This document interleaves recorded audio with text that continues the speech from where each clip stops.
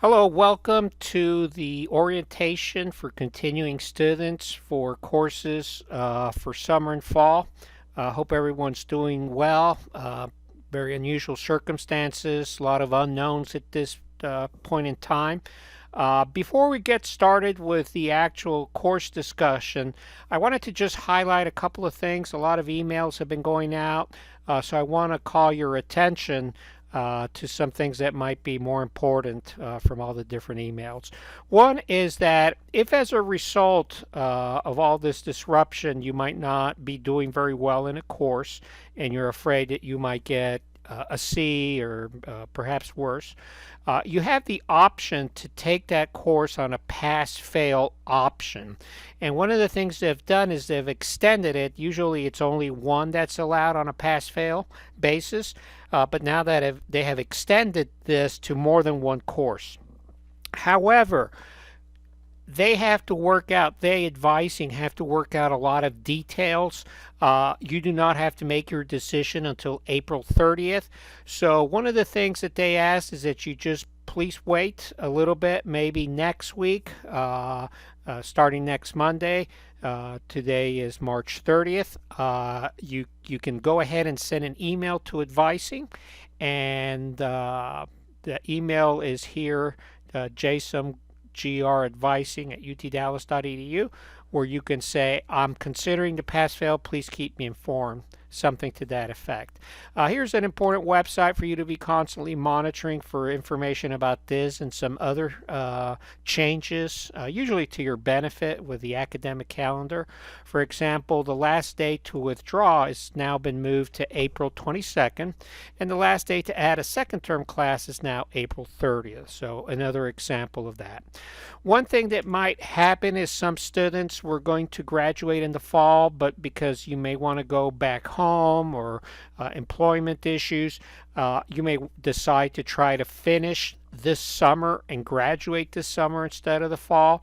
If that's the case, keep in mind that there's some deadlines. You have to declare that you're graduating in the summer by June 11th. Okay, there's some late registrations dates for summer 2020, and that ends June 10th. So you probably have a little bit of time to make that decision, but not that much time when you think about it. The other question is, in the summer, how many courses can international students take? So domestic students can take as many online courses as they desire. International students have more restrictions. However, in the summer, if you're a continuing student, you can do 3, 6, or 9 credit hours online. But if you're graduating summer 2020, at least only one credit hour has to be in person. Okay, so usually that's going to be an internship or potentially an independent study.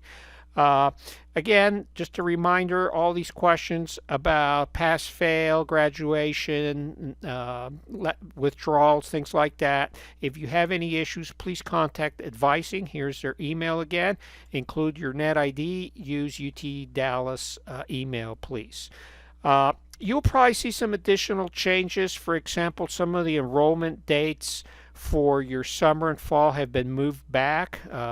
Probably most people should have been able to start registering at the end of this and next week, so you might see a little bit of a delay with that.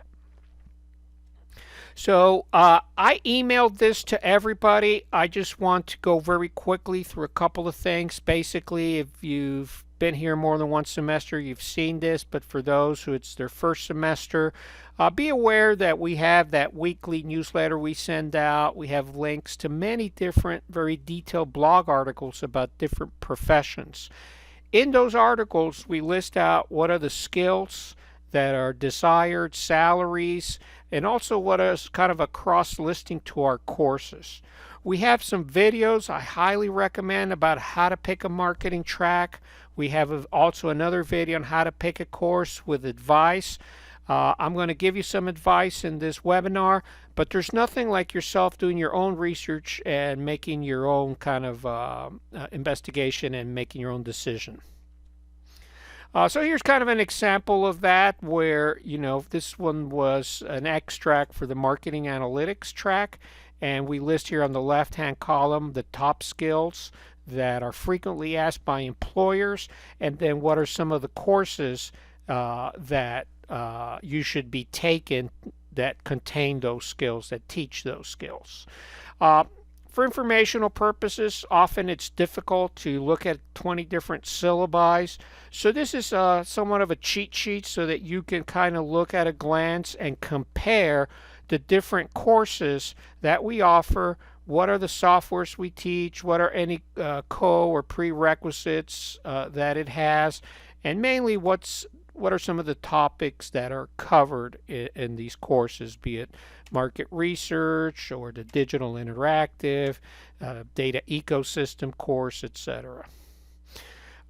So I think all of you hopefully are familiar with coursebook.utdallas.edu. Summer and fall are now visible for you to look at what days and times different classes and sections are offered. Now, as far as when you can start registering, you have to go to your Orion account and then look under My Favorites, and you should have something that says something to effect like an enrollment date. That's where you will see what is the date that's been assigned to you to register for the summer and for the fall. Okay, these filters are pretty good. If you're not familiar with them, you can enter, for example, instruction method and maybe search for in-class only or online only. Maybe you're looking for a particular day of the week or by an instructor, etc. So there's a lot of filters to you that you can use. This is something for you to use for planning purposes. And what it is it shows, let me just zoom it up a little bit, it shows summer, fall, and spring, what courses are offered at a glance, so you don't have to go to Coursebook necessarily one at a time. You do if you want to see a specific day of the week and time of day when it's offered, but at least this tells you if it's even offered. It's pretty accurate. I would say it's 98% accurate, but every day, every week, different areas are updating and removing a course or adding a course or changing at the last minute the prerequisites and things of that nature. So always check. But this is a good planning guide. So for example, if you're kind of debating if you should take a specific course this coming fall, versus in the spring. What this helps you see is perhaps, let me see, just as an example, here, this marketing automation and campaign management. You were thinking of maybe taking it in the spring, but it's not offered traditionally in the spring. So it is offered in the fall. So if you're going to take it this fall is the time to do it. So same thing with some of the other courses. And we have for other areas, not all of the courses in our degree plan, but I would say most of them are here. And then we have a separate sheet that shows only online courses so that you can see at a glance, especially for those students that are remote and want to see what courses are available in what semester online. So another thing to help you out with your planning purpose. So this is kind of a cheat sheet. Again, I encourage you to do your own research, do your own talking to students, going to the syllabi and looking at the book and the topics, etc. But if you ask me for a particular track, what class should you take in the summer or the fall, basically I would answer based on what I have here. And that is, you have your core courses to take. So make sure that you're taking at least one perhaps during the semester. Not sure how many you've taken so far, but always consider a core course that you haven't taken.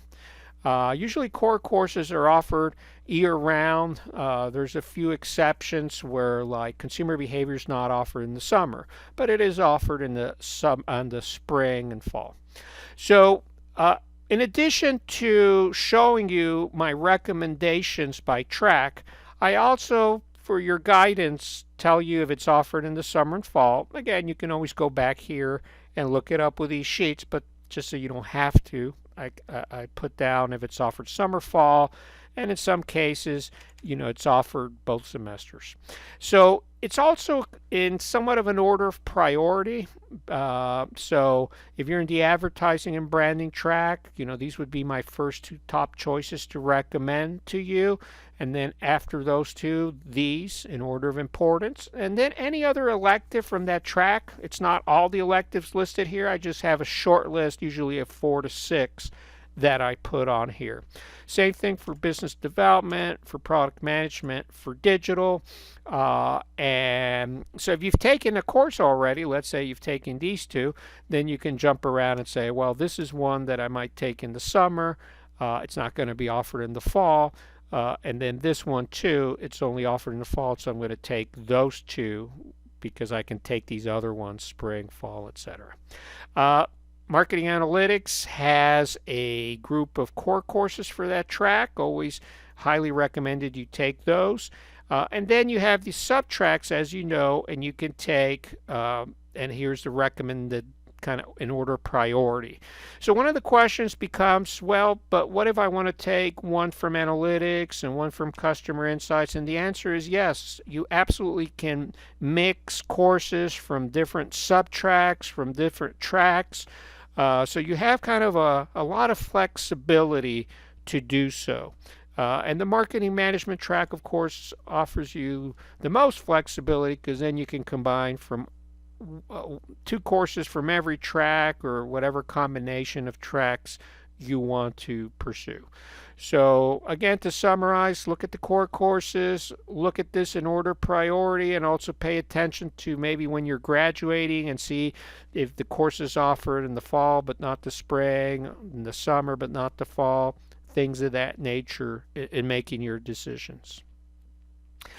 So I want to basically now just talk about some more detail about some of these courses. So this course, Customer Analytics and Insights, is a step down from the pure analytics, and it gets into the insights. So it's a combination. You will be doing statistical analysis, regressions, you'll be doing cluster analysis. So yes, you'll be doing some statistical analysis, but a lot of the emphasis is on things like what are the typical questions and insights that the Chief Marketing Officer or VP of Marketing would like from their analytics or data team. This course is good for many tracks, obviously for the analytics and the insights, but it's also good for business development, digital, if you want to get a little bit more into the data side. It's not tool specific. In the past it has been more SaaS specific, but if you know R, you're welcome to use R in this course. It's taught on Wednesday, 7 p.m. by Professor Kumar. And the only prerequisite now, and hopefully you'll see that reflected in all the courses that we've updated, is it only requires OPRE 6301. So this is a course we would recommend. It's relatively new, small class size, has gone through some iterations to fine-tune it. But a big recommend for this for the fall because it's not going to be offered in the summer. This is another one of our courses in the digital tracks. This course is in the digital track, social media. It's not so much about like other social media courses where you just focus on maybe a pretend campaign on Twitter or Facebook or things of that nature. It's more the metrics of it, how to create brand awareness, content strategy, ROI with social media, a very hot topic. We also have in this course for the past several years a real-world project that uses a social media listening platform. So we've used in the past things like NetBase, which is a platform, Crimson Hexagon most recently, and we've done projects with Pizza Hut in the past, General Motors, Lennox. So quite a few projects that we do with different companies. Prerequisite for this one is 6301. Another course that's good for the customer insights and digital track is understanding the marketing data ecosystem. It's very few courses out there that have I'm sorry, very few universities that offer this. At this time, it's only us and UC Berkeley. And this summer, it's not offered in the fall, it is offered in the spring in class. This summer, it'll be offered in a hybrid format. You can go in person on Thursdays from 6 to 10 p.m., or you can live stream if you'd like to during those times, or you can also watch it on another time and day as a pre-recorded lecture. So there's a lot of flexibility. Maybe you want to do 3 or 4 in person and the rest online, or whatever combination you want to do. What it is, this course deals with the MarTech stack. There's a lot of softwares and technologies. One of the kind of the end games of marketing companies, agencies, companies, is personalization. One-on-one marketing where they know who you are, male, female, your income, your behavior, and they tailor the pages that you see on a website and the content that you see based on that behavior and those demographics. So this explains what's the landscape, how to make decisions about where you should spend your money, what are the questions to ask, what are the kind of data pools that exist, and how you can bring that data in, and the metrics that you should be using to see if that, because it is very expensive, if the dollars you're spending on this technology are paying out and giving you a return on that investment. Here's another course we haven't offered in a few years. A lot of MBA students have taken this course. And what it is professional sales. It's not retail sales. It's how to sell at a very high level. Technology companies like the AT&T and Ericsson's have professional sales forces. There's a lot of very specific techniques in how you engage with somebody the first time, how you get that appointment, how you make those presentations, how you handle objections. So a lot of those basics that you learned there are applicable to many other areas, because at the end of the day, we're selling to upper management, we're selling to other divisions within our company, or obviously with clients. So those techniques about presentation, handling objections are really useful, even if you don't end up 100% in the sales area. You might be in client services. That's not the same as selling, but it's engaging with customers. So the neat thing about this course, it's offered Monday 7 to, I'm sorry, that's a typo, 7 to 9:45, not to 6:45, is that it brings in a lot of corporate partners that we have with Ericsson, Lennox, AT&T, etc. And for example, one of the things the class does is an actual product pitch that it does to corporate buyers. And usually they bring in some industry people to act as the buyers, and they'll make objections and rate you on how well you make your presentation and how well you handle objections and make the close. So for those of you interested in client services, this would be a good course to take. This is a course that I teach. It's about marketing automation, email marketing. There's a blog post that I have that explains what this is about. With the Internet of Things, there's a lot of automated emails, push notifications that occur based on many different triggers. So for example, if your battery's low on your watch, you'll get a push notification, maybe an email also. All that is handled by software called marketing automation. So it's email, push, notification, text messaging, etc. And that's a big chunk of the class. But it's not the only thing in this class. The class is about campaign management, how to plan it, the different stages. Heavy on digital, but it also understands that sometimes there's non-digital components, such as direct mail pieces, ads on TV, radio, etc., that potentially are being used to drive traffic to the website. So about 50-60% is lab-based. We create databases, how to create queries to pull different segments out, return on promotion, testing, how to create, and you create different email templates, you create forms, landing pages. We use a software that's used to be IBM, Silverpop, then Watson, and now it's been spun off and it's called Acoustic. And it's used by a lot of large corporations. If you learn how to use one of these platforms like Acoustic, you will understand how to use Salesforce's version for their marketing automation, or Marketo's, or HubSpot. Because the basics of the databases, the programs, all these different rules that you set up are really the same. The interface is different, but if you're going to be hired, they'll look at that. One of the questions that I've asked is, well, Salesforce is more important. So here's the issue. So again, if you know how to use this one, you can use the Salesforce Cloud for marketing automation. It's not that different. The issue is we do not have an academic license access at UTD to Salesforce. So there's a class CRM that uses Salesforce, but it's only for the CRM portion of it. It does not have access to creating the databases, the emails, the forms, the templates, which is really very important so you understand how to create these rules that trigger this messaging. So that's why I use Acoustic. It's a very good platform.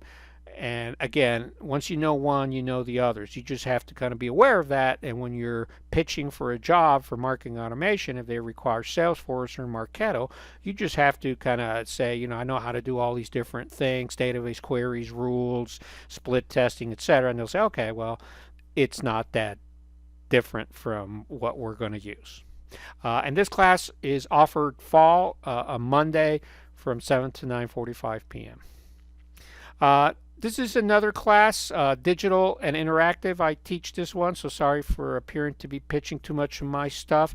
And the thing I just want to stress is that there really is no overlap with our social media or our web analytics or our marketing technology data ecosystem class.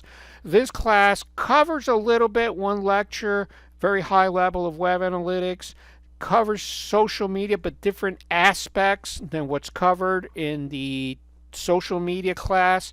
It's heavy on return on promotion, usability, lifetime value, understanding the difference between strategies and tactics, which I would say most marketing professionals struggle with.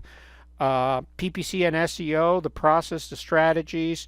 We get into audiences, which is a really interesting and relatively new concept that kind of was started by Facebook and now has been adopted by Google for their PPC. We talk about mobile strategy, marketing clouds, tracking, real-world project and data using web analytics from a company. So this is an online course. This is a really valuable course for anybody in analytics, insights, and digital.